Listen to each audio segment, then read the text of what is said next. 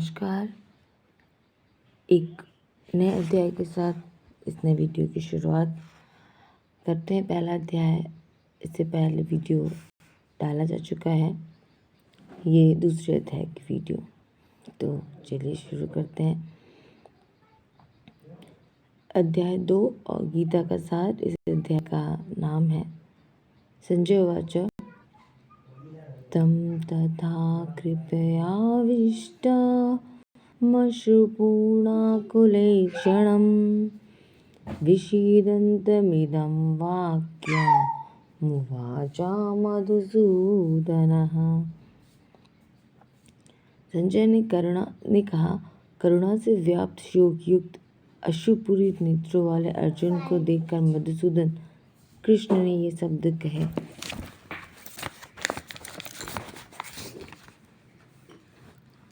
भगवान वाचा कुतस्त्वाकस्मलमिदं विषमे समुपस्थितम् अनार्यजुष्टमस्वर्ग्यमकीर्तिकरमर्जुन। श्री भगवान ने कहा, हे अर्जुन, तुम्हारे मन में यह कल्मश आया कैसे? यह उस मनुष्य के लिए तनिक भी अनुकूल नहीं है जो जीवन के मूल्य को जानता हो। इससे उच्च लोक की नहीं अपितु अपयश की प्राप्ति होती है। क्लैव्यमास्मगमः पार्थ नैतत्त्वय्युपपद्यते क्षुद्रं हृदय दौर्बल्यं त्यक्तोत्तिष्ठ परन्तप। हे पृथ्वीपुत्र, इस हीन नपुंसकता को प्राप्त मत हो, यह तुम्हें शोभा नहीं देता। हे शत्रुओं के दमन करता हृदय की क्षुद्र दुर्बलता को त्याग कर युद्ध के लिए खड़े हो। गुरून् हत्वा हि महानुभावान् श्रेयो भोक्तुं भैक्ष्यमपीह लोके हत्वार्थकामास्तु गुरूनिहैव भुञ्जीय भोगान् रुधिरप्रदिग्धान्। ऐसे महापुरुषों को जो मेरे गुरु हैं, उन्हें मार कर जीने की अपेक्षा इस संसार में भीख मांगकर खाना अच्छा है। भले ही वह सांसारिक लाभ के इच्छुक हो, किंतु हैं तो गुरु जनहीन। यदि उनका वध होता है तो हमारे द्वारा भोग्य प्रत्येक वस्तु उनके रक्त से सनी होगी। न चैतदुद्मकतरन्नो गरीयो यद्वा जयेम यदि वा नो जयेयुः यानेव हत्वा न जीविषाम स्तेव स्थिता प्रमुखे धार्तराष्ट्राः। हम ये भी नहीं जानते कि हमारे लिए क्या श्रेष्ठ है, उनको जीतना या उनके द्वारा जीते जाना। यदि हम धृतराष्ट्र के पुत्रों का वध कर देते हैं तो हमें जीवित रहने की आवश्यकता नहीं है, फिर भी वे युद्ध भूमि में हमारे समक्ष।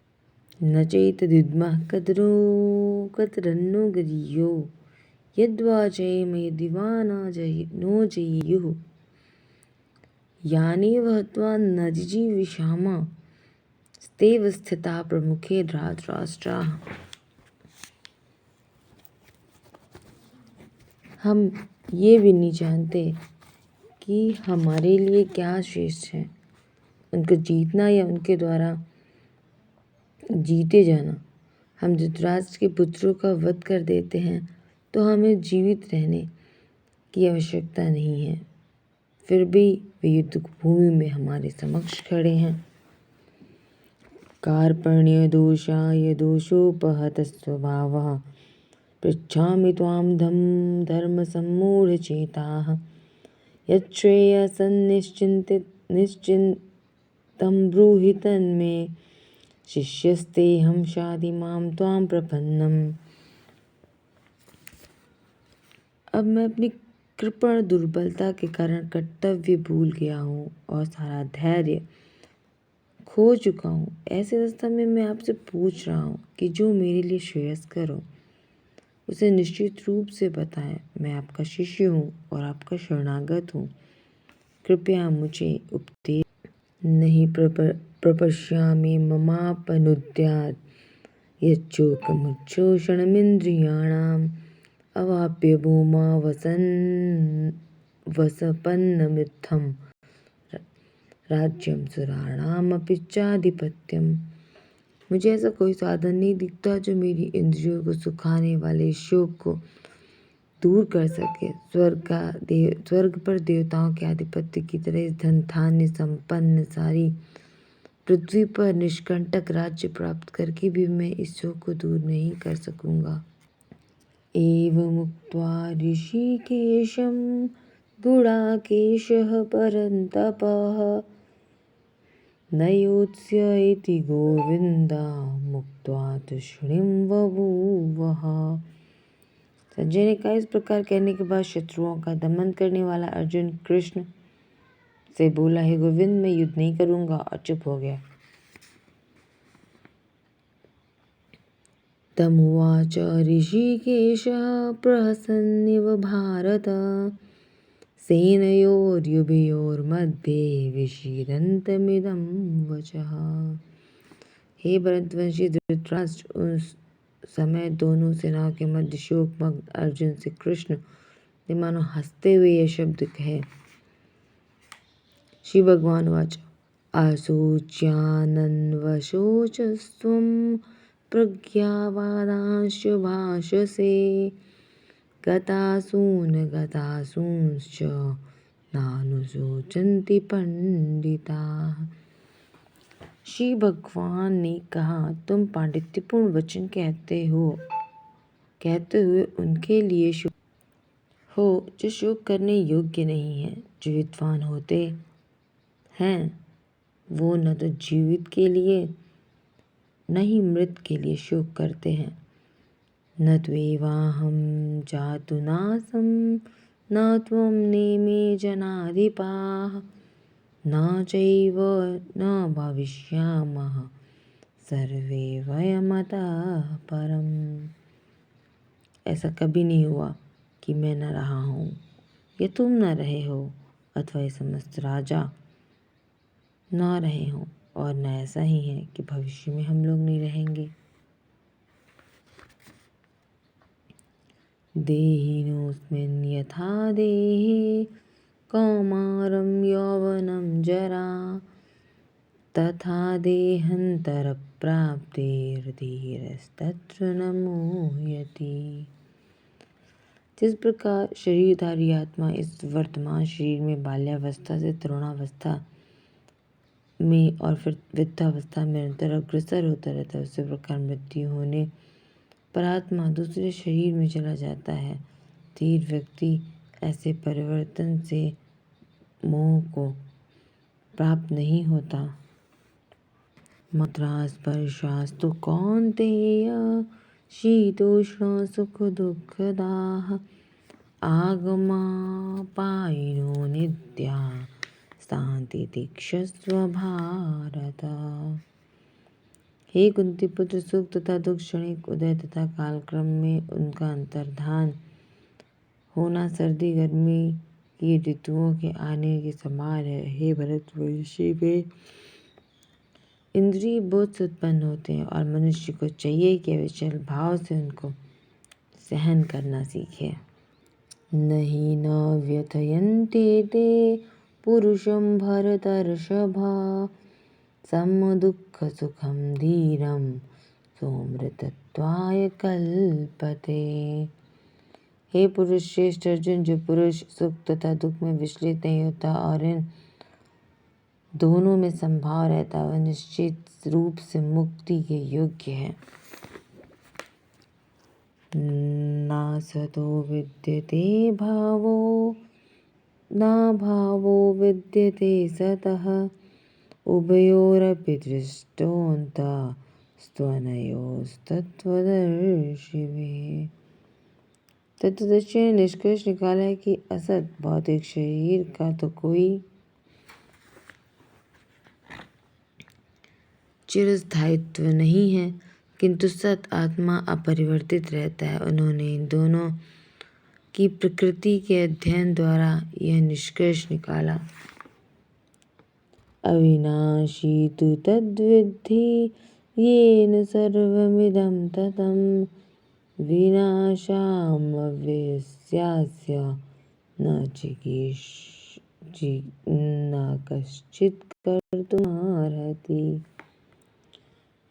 जो सारे शरीर में व्याप्त है उसे ही तुम अविनाशी समझो। उस अव्यय आत्मा को नष्ट करने कोई भी समर्थ नहीं है। अनन्तवन्त इमे देहा नित्यस्योगा शरीरिणः अनाशिनो प्रमेयस्य तस्माद्युध्यस्व भारत। अविनाशी अपरिमेय शाश्वत जीव के भौतिक शरीर का अंत अवश्यंभावी है।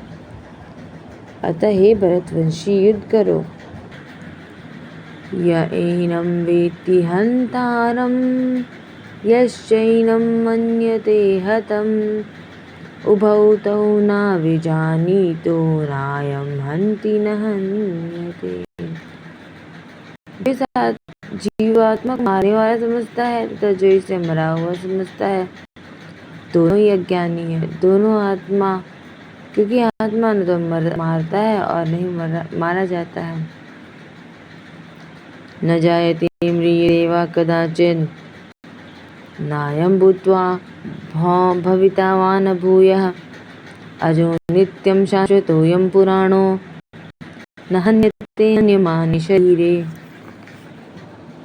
आत्मा के किसी भी काल में न तो जन्म है न मृत्यु है। वह न तो कभी जन्मा है न जन्म लेता है न जन्म लेगा। वह जन्मा नित्य शाश्वत तथा पुरातन है। शरीर के मारे जाने पर वह नहीं मारा जाता।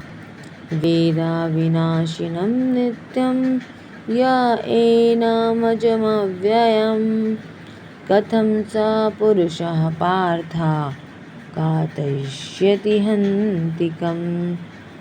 हे पार्थ, जो व्यक्ति जानता है कि आत्मा विनाशी है, जन्मा शाश्वत तथा अव्यय है, वह भला किसी को कैसे मार सकता है या मरवा सकता है। वासांसि जीर्णानि यथा विहाय नवानि गृह्णाति नरोपराणि तथा शरीराणि विहाय जीर्णान्य न्यानि संयाति नवानि देहि।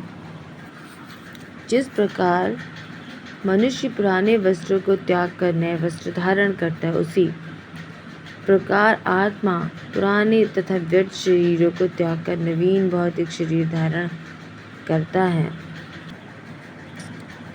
नैनं छिन्दन्ति शस्त्राणि नैनं दहति पावकः न चैनं क्लेदयन्त्यापो न शोषयति मारुतः।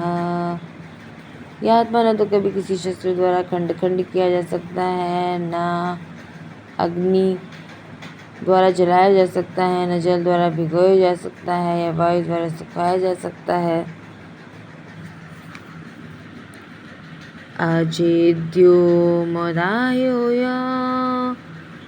मक्लेद्यो शोष्य एव च नित्यः सर्वगतः स्थाणु प्रचलोऽयं सनातनः। यह आत्मा अखंडित तथा अघुलनशील है। इसे न तो जलाशय का जलाया जा सकता है, न ही सुखाया जा सकता है। यह शाश्वत सर्वव्यापी अविकारी स्थिर तथा सदैव सा रहने वाला है। अव्यक्तोऽयमचिन्त्योऽयमविकार्योऽयमुच्यते तस्मादेवं विदित्वैनं नानुशोचितुमर्हसि। यह आत्मा अव्यक्त, अकल्पनीय तथा अपरिवर्तनीय कहा जाता है। यह जानकर तुम्हें शरीर के लिए शोक नहीं करना चाहिए।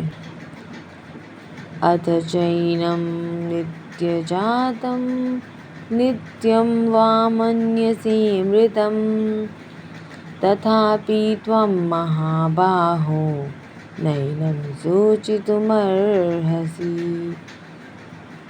किंतु यदि तुम ये सोचते हो कि आत्मा अथवा जीवन का लक्षण सदा जन्म लेता है तथा सदा मरता है तो भी यह महाबाहु तुम्हें शोक करने का कोई कारण नहीं है। जातस्य हि ध्रुवो मृत्युर्ध्रुवं जन्म मृतस्य च तस्माद्यपरिहार्येऽर्थे न त्वं शोचितुमर्हसि। जिसने जन्म लिया उसकी मृत्यु निश्चित है और मृत्यु के पश्चात पुनर्जन्म भी निश्चित है। अतः अपने अपरिहार्य कर्तव्य पर शोक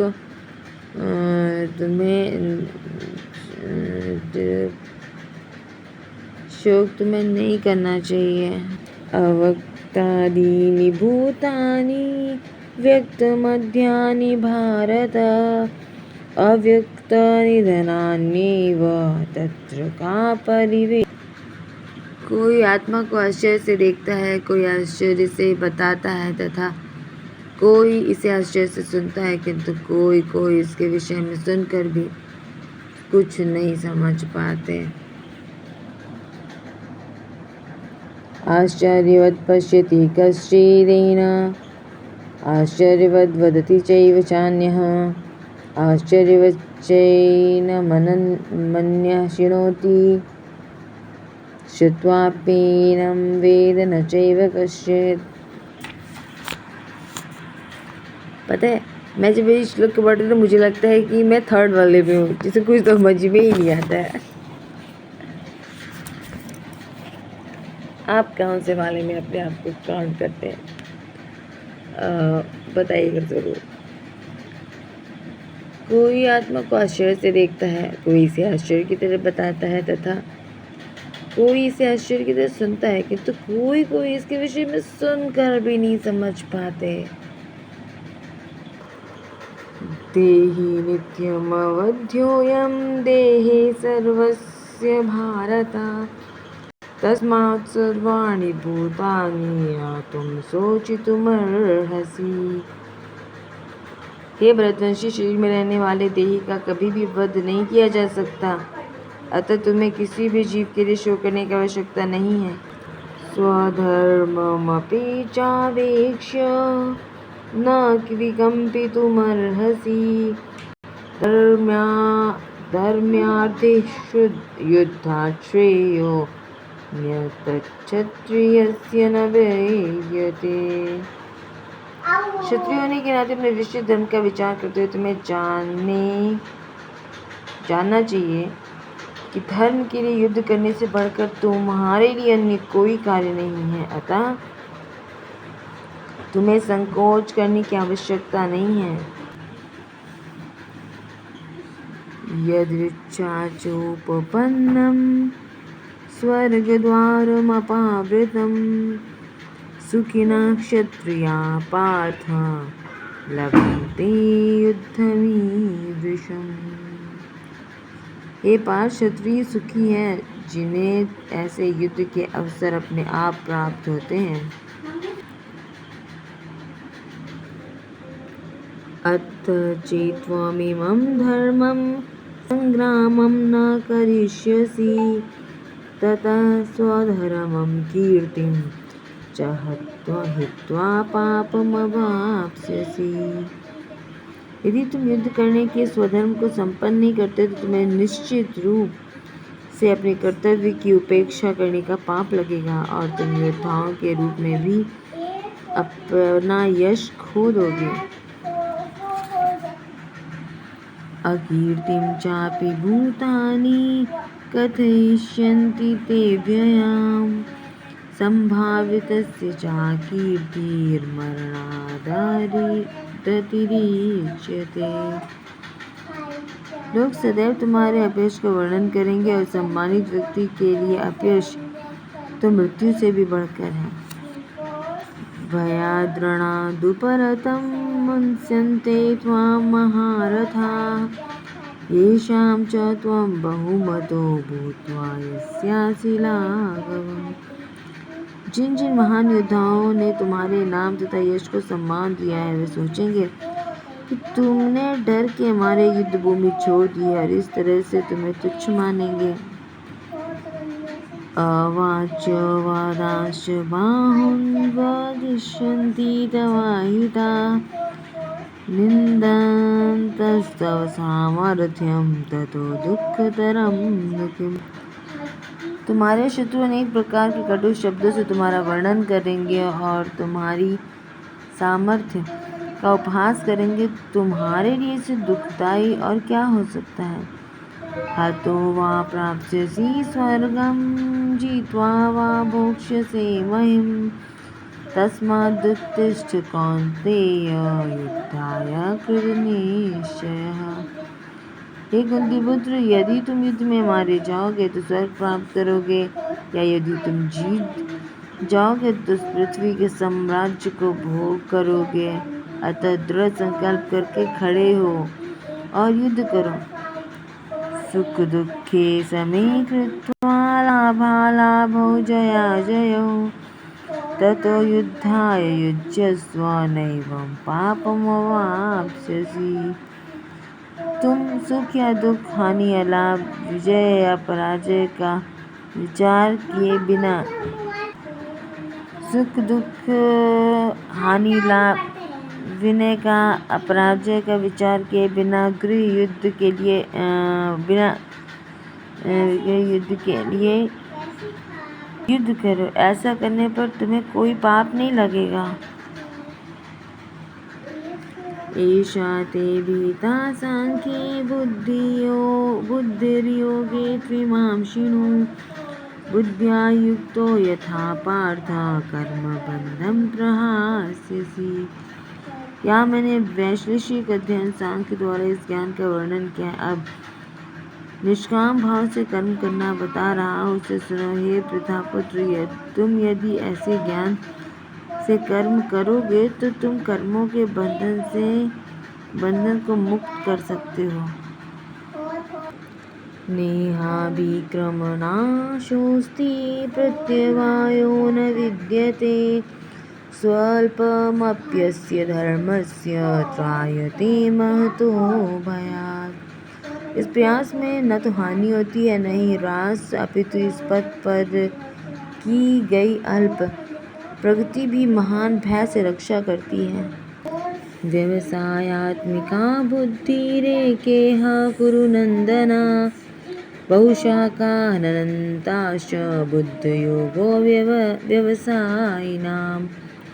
जिस मार्ग पर चलते हैं वे प्रयोजन में दृढ़ रहते हैं और उनका लक्ष्य भी एक होता है। हे कुरुनंदन, जो दृढ़ प्रतिज्ञ नहीं, उनकी बुद्धि अनेक शाखाओं में विभक्त रहती है। यामिमां पुष्पितां वाचं प्रवदन्त्य विपश्चितः वेदवादरताः पार्थ नान्यदस्ति निवारिणः कामात्मानः स्वर्गपरा जन्म कर्म फलप्रदां क्रिया विशेष बहुलां भोगैश्वर्य गतिं प्रदे। अल्पज्ञानी मनुष्य वेदों के उन आलंकारिक शब्दों के प्रति अत्यधिक आसक्त रहते हैं जो स्वर्ग की प्राप्ति के लिए, अच्छे जन्म इत्यादि, शक्ति इत्यादि के लिए विविध सकाम कर्म करने की संस्तुति करते हैं। इंद्रिय तृप्ति एवं ऐश्वर्य में जीवन की अभिलाषा के कारण वे कहते हैं कि इससे बढ़कर और कुछ नहीं है। भोगैश्वर्य प्रसक्तानां तया पहृत चेतसां व्यवसायात्मिका बुद्धि समाधौ न विधीयते। जो लोग इंद्रिय भोक्ता भौतिक ऐश्वर्य के प्रति अत्यधिक आसक्त होने से ऐसी वस्तुओं से मोहग्रस्त हो जाते हैं, उनके मनों को भगवान के प्रति भक्ति का दृढ़ निश्चय नहीं होता। त्रैगुण्य विषया वेदा निस्त्रैगुण्यो भवार्जुन निर्द्वन्द्वो नित्यसत्त्वस्थो निर्योगक्षेमात्मवान्। वेदों में मुख्यतया प्रकृति के तीनों गुणों का वर्णन हुआ है। अर्जुन, इन तीनों गुणों से ऊपर उठो, समस्त द्वैतों और लाभ तथा सुरक्षा की सारी चिंताओं से मुक्त होकर आत्मपरायण बनो।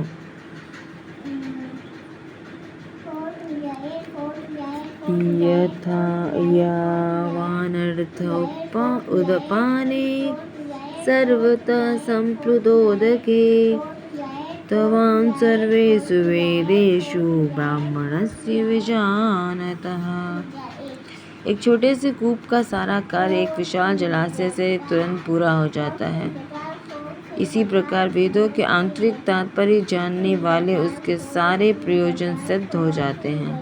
कर्मणि वाधिकारस्ते मा फलेषु कदाचन मा कर्मफल हेतुर्भूर्मा ते संगोऽस्त्वकर्मणि।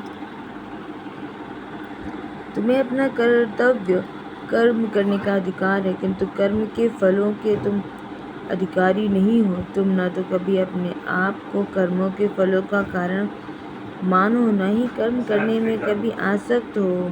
योगस्थः कुरु कर्माणि संगं त्यक्त्वा धनंजय सिद्ध्य सिद्ध्यो समो भूत्वा समत्वं योग उच्यते।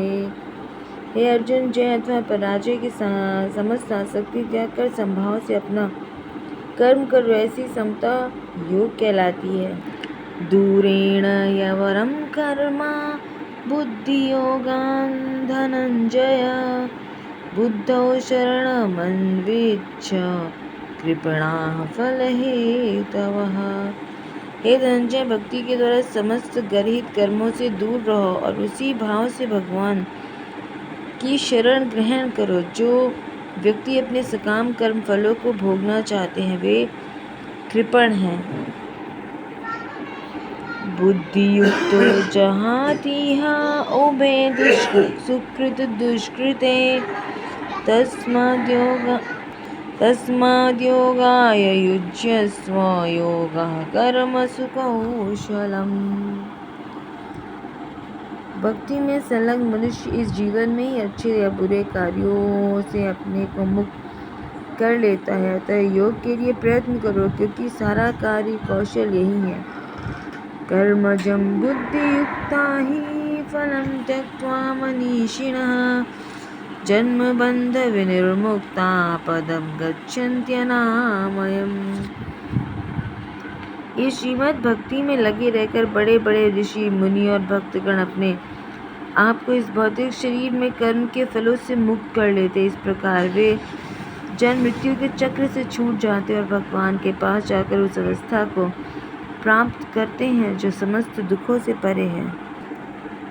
यदा तेह मोह कलिलं बुद्धिर्व्यतितरिष्यति तदा गन्तासि निर्वेदं श्रोतव्यस्य श्रुतस्य च। जब तुम्हारी बुद्धि मोह रूपी सघन वन को पार कर जाएगी तो तुम सुने हुए तथा अब सुनने योग्य सब के प्रति अनन्य मनस्क हो जाओगे। श्रुति विप्रतिपन्ना ते यदा स्थास्यति निश्चलाः श्रुति विप्रतिपन्ना यदा स्थास्यति निश्चला समाधावचला बुद्धिस्तदा योगमवाप्स्यसि। जब तुम्हारा मन वेदों की अलंकारमयी भाषा से विचलित न हो और वह आत्म साक्षात्कार की समाधि में स्थिर हो जाए, तब तुम्हें दिव्य चेतना प्राप्त हो जाएगी। स्थित प्रज्ञस्य का भाषा समाधिस्थस्य केशव स्थितधिं किं प्रभाषेत किमासीत व्रजेत किम्। अर्जुन ने कहा, हे कृष्ण, आध्यात्म में लीन चेतना वाले व्यक्ति स्थितप्रज्ञ के क्या लक्षण है? वह कैसे बोलता है? उसकी भाषा क्या है? वह किस तरह बैठता है और चलता है? श्री भगवान वाचा प्रजहाति यदा कामान् सर्वान् पार्थ मनोगतान् आत्मन्येवात्मना तुष्टः स्थितप्रज्ञस्तदोच्यते। श्री भगवान ने कहा, पार्थ, जब मनुष्य मनोधर्म से उत्पन्न होने वाली इंद्रिय तृप्ति की समस्त कामनाओं का परित्याग कर देता है और जब इस तरह से विशुद्ध हुआ उसका मन आत्मा में संतोष प्राप्त करता है तो वह विशुद्ध दिव्य चेतना को प्राप्त स्थित प्रज्ञ कहा जाता है। दुःखेष्वनुद्विग्नमनाः सुखेषु विगतस्पृहः वीतरागभयक्रोधः स्थितधीर्मुनिरुच्यते। जो त्रय तापों के होने पर भी मन में विचलित नहीं होता तथा अथवा सुख में प्रसन्न नहीं होता, जो आसक्ति भय तथा क्रोध से मुक्त व स्थिर मन वाला मुनि कहलाता है। यह सर्वत्रानभिस्नेहस्तत्प्राप्य शुभाशुभं नाभिनिन्दन्ति न द्वेष्टि तस्य प्रज्ञा प्रतिष्ठिता। इस भौतिक जगत में जो व्यक्ति न तो शुभ की प्राप्ति से हर्षित होता है और न यदा संहरते चायं कूर्मोऽङ्गानि सर्वशः इंद्रियार्थेभ्यस्तस्य प्रज्ञा प्रतिष्ठिता। जिस प्रकार कछुआ अपने अंगों को संकुचित करके खोल के भीतर कर लेता है, उसी तरह जो मनुष्य अपने इंद्रियों को इंद्रिय विषयों से खींच लेता है वह पूर्ण चेतना में दृढ़ता पूर्वक स्थिर होता है।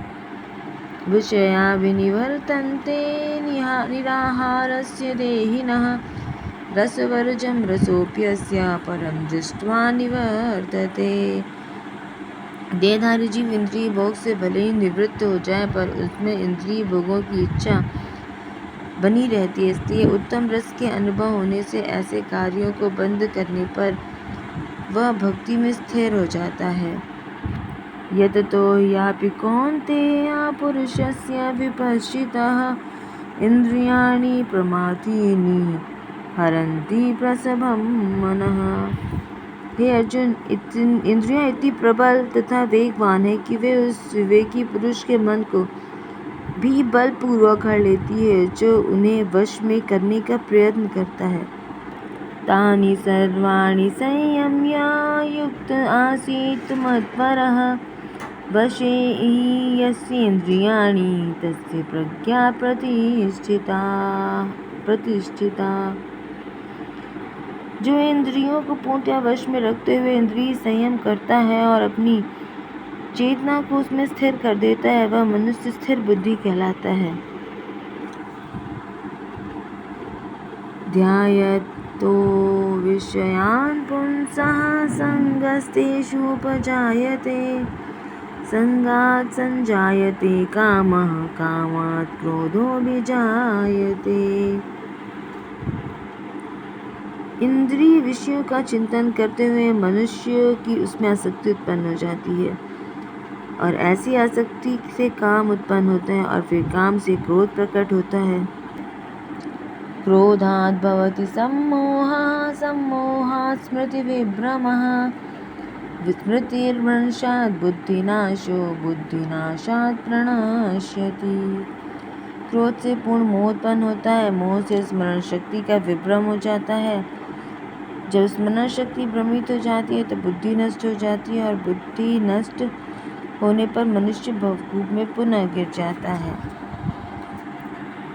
राग द्वेष विनिर्मुक्तैस्तु विषयानिन्द्रियैश्चरन् आत्मवश्यैर्विधेयात्मा प्रसादमधिगच्छति। किंतु समस्त राग द्वेष से मुक्त एवं अपनी इंद्रियों को संयम द्वारा वश में करने में समर्थ व्यक्ति भगवान की पूर्ण कृपा प्राप्त कर सकता है। प्रसादे सर्वदुःखानां हानिरस्योपजायते प्रसन्नचेतो ह्याशो बुद्धिपर्यवतिष्ठते। इस प्रकार कृष्ण भावनामृत में संतुष्ट व्यक्ति के लिए संसार के तीनों ताप नष्ट हो जाते हैं और ऐसी तुष्ट चेतना होने पर उनकी बुद्धि शीघ्र ही स्थिर हो जाती है। नास्ति बुद्धिरयुक्तस्य न चायुक्तस्य भावना न चाभाव्यता शांति प्रशांतस्य कुतः सुखम। जो कृष्ण भावनामृत में परमेश्वर से संबंधित नहीं है उसकी न तो बुद्धि दिव्य होती है और न ही मन स्थिर होता है, जिसके बिना शांति की कोई संभावना नहीं है। शांति के बिना सुख भी कैसे हो सकता है।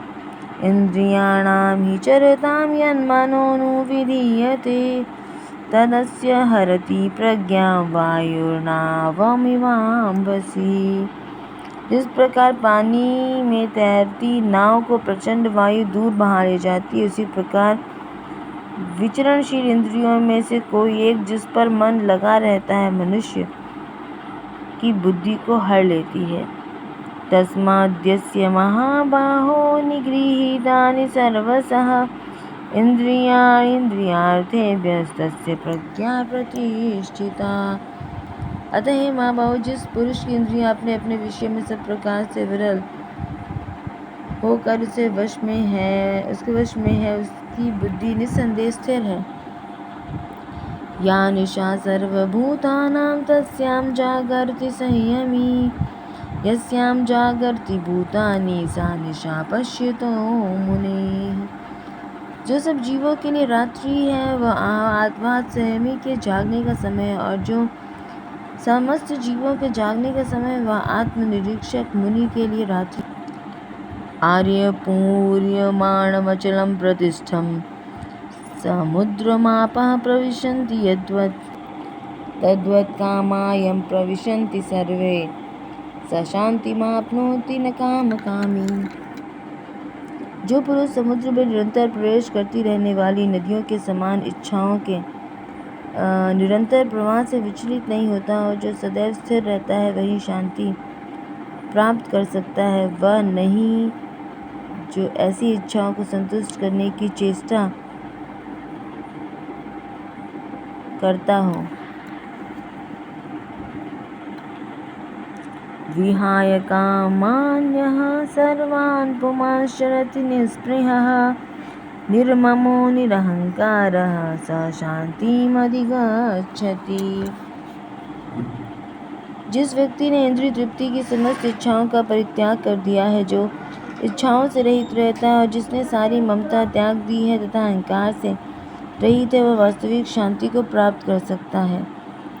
एषा ब्राह्मी स्थितिः पार्थ नैनां प्राप्य विमुह्यति स्थित्वा स्यामन्तकालेऽपि ब्रह्मनिर्वाणमिच्छति। यह आत्मिक तथा ईश्वरीय जीवन का पथ है, जिसे प्राप्त करके मनुष्य मोहित नहीं होता। यदि कोई जीवन के अंतिम समय में भी इस तरह स्थित हो तो वह भगवत धाम में प्रवेश कर सकता है। इसी के साथ गीता का ये दूसरा अध्याय समाप्त होता है और थैंक यू फॉर लिसनिंग। मिलते हैं गीता के अगले तीसरे अध्याय के साथ। धन्यवाद।